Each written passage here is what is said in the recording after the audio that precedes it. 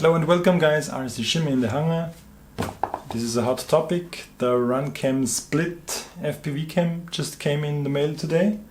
I want to take a quick first look, do the latency test my way and give you my thoughts and my ideas about it. Try to compare it to the Runcam 3. We see the normal FPV cam here and this board. These instructions. This is the $5 more expensive version. This together is $75. Without the Wi-Fi it's only $70. You can mount this PDB on a copter. So that's what it looks like, a small PDB and the cam module.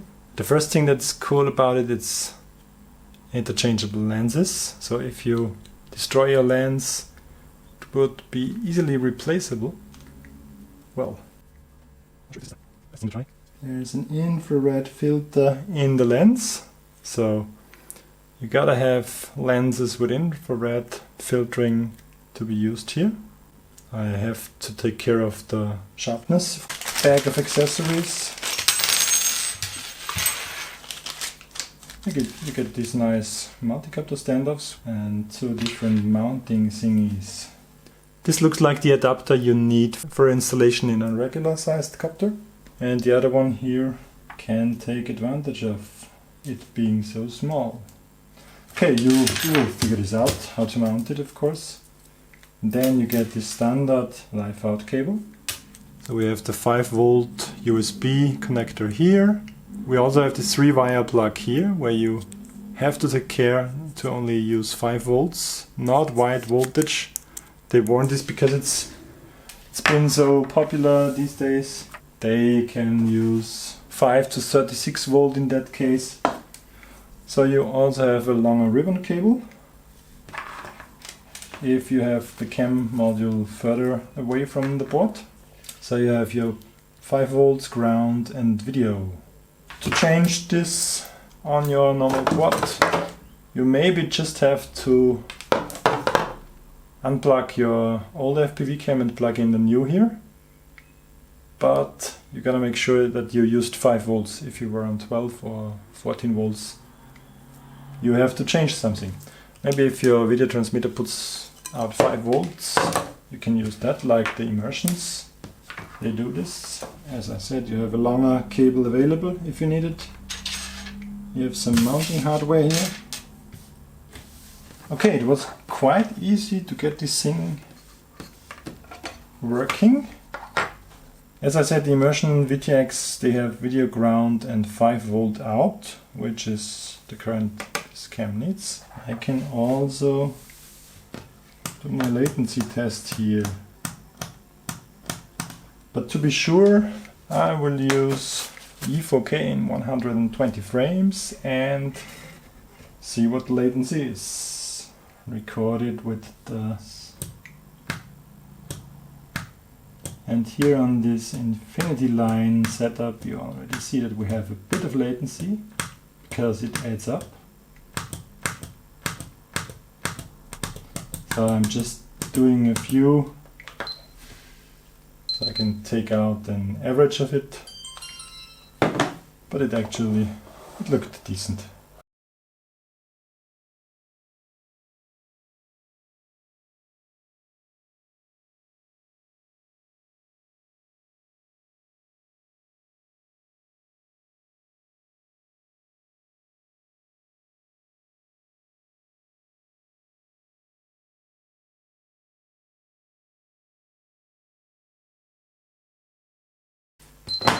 Some of you guys recommended that I should just have a watch here, my phone and the stopwatch, but the phone display is not fast enough, stopwatches are not that high of a resolution, so I really prefer to have 120 fragments of a second here with 120 frames. The other limitation you have on latency tests is the refresh rate of this screen here, and also of course the refresh rate of our analog video. So that's the way how the storage card is inserted. It's nothing you want to change all the time, I suppose. Yeah, it's a locking mechanism. The good thing is your card won't pop out on a crash. They intend to have you use the USB port to download the image files rather. This thing here gets quite hot, so maybe the first mod needed is a cooling thingy here. While we're at it, what's under the other sticker? Oh, some more electronics, okay. Here on the screen it really looks bright and like good colors. Of course some distortion. I think I'm okay with the wide angle. I think it's a 2.5mm lens. It's of course a really nice wide angle on the HD recording with 165 degree. So, and that's also one of the first points you have to keep in mind. You need to place this little cam here somewhere where the props are not in the view. Because if I were to mount it here where I intend to, then I will also see these nice claws. I mean, this can be a good thing, but if you don't want to show any part of your copter on the HD feed, then you got to take this into consideration. As you see here, outside against my studio light, which is really intensely bright. That's amazing. Check this out, you see the studio light. If I look with my eyes in there, I'm blind, I tell you. But we also see the background in a nice light. So here we have the video quality of the Runcam 3 in 16:9. This is a 16:9 aspect ratio that it puts out. That is nice if you have 16:9 goggles, but for me with 4:3 goggles it's not optimal. I mean it works, but it doesn't look totally nice. And of course with this wide dynamic range and the really good light handling, you have a really good cam here.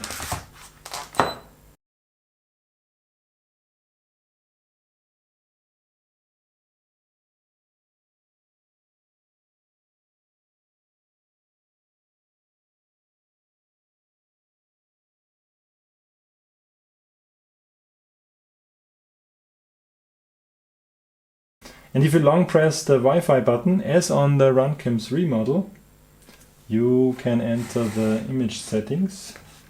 So let's browse through the options, video, resolution, yeah, just like on the Runcam 3. Maybe it's a good idea to go into the 30 frames mode if you want some more low light capabilities, that much better. But in theory, like on the Runcam 3, you can set the loop recording, auto recording, you could turn this off. It's on by default, which is a nice idea. Wide dynamic range is on by default as well. Image, exposure menu, okay, you can set the exposure level.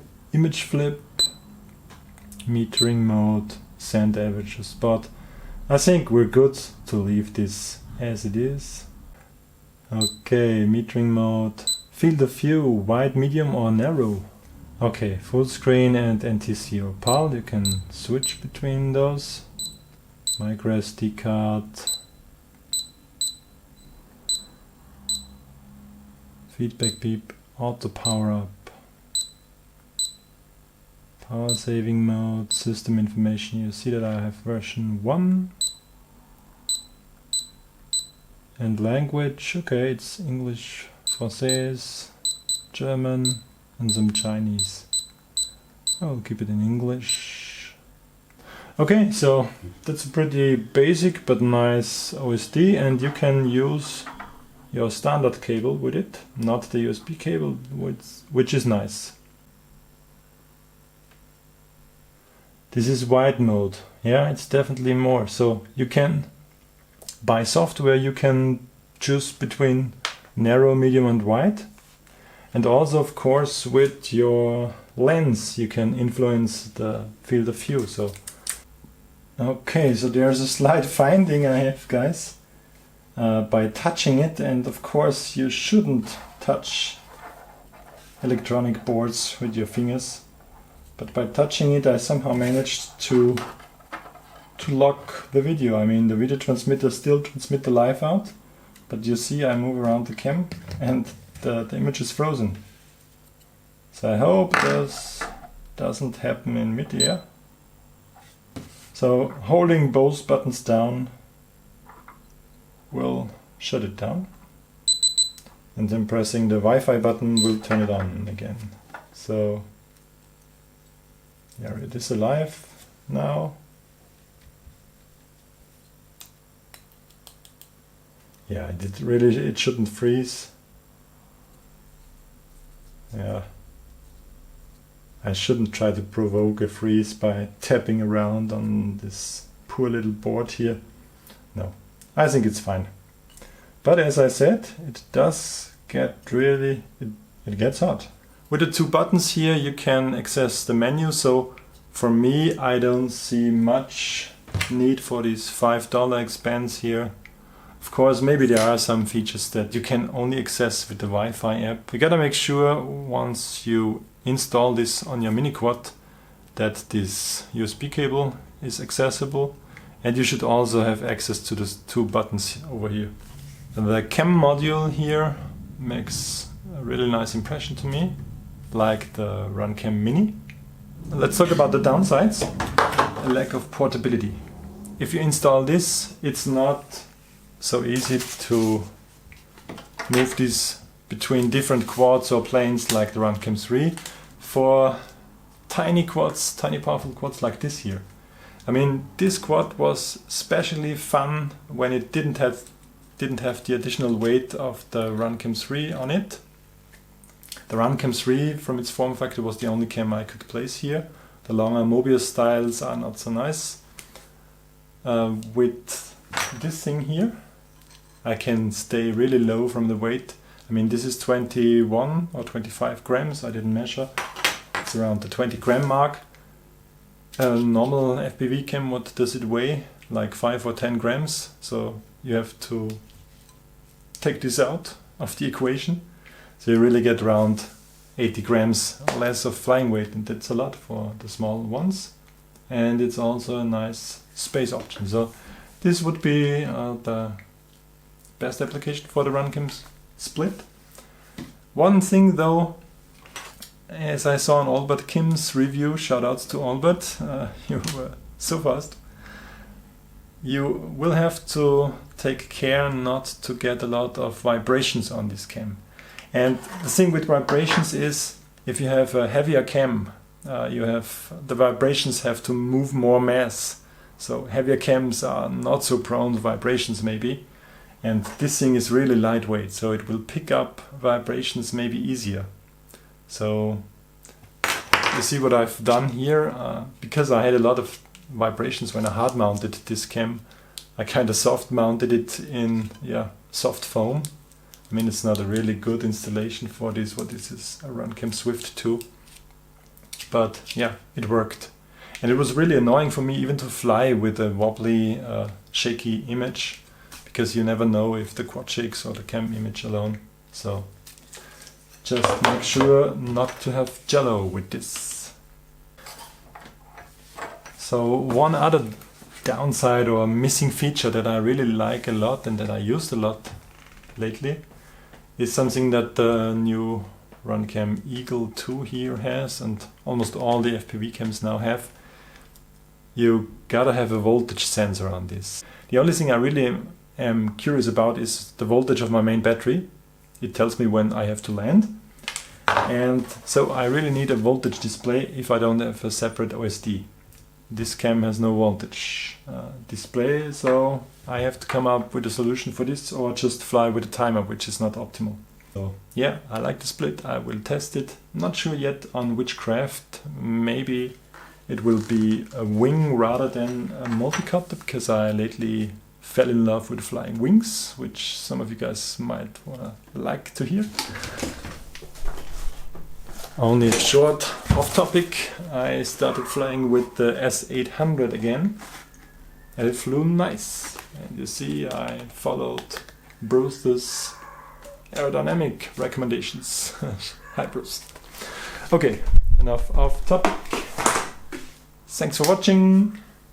Check out the link to get this cam, pre-order it. I think it should be out soon.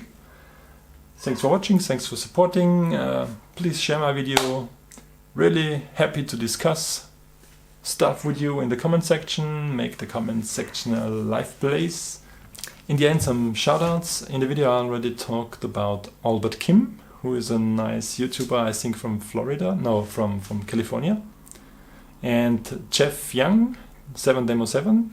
Greetings to you guys, both of you already have the split. And I think Jeff was faster in doing a live unboxing, and Albert has the cooler review out. So really nice to see different opinions to the same product. Of course, also Bruce will show us this thing here quite soon. I hope I can cut this fast enough so I'm... Okay, anyhow, thanks for watching, bye.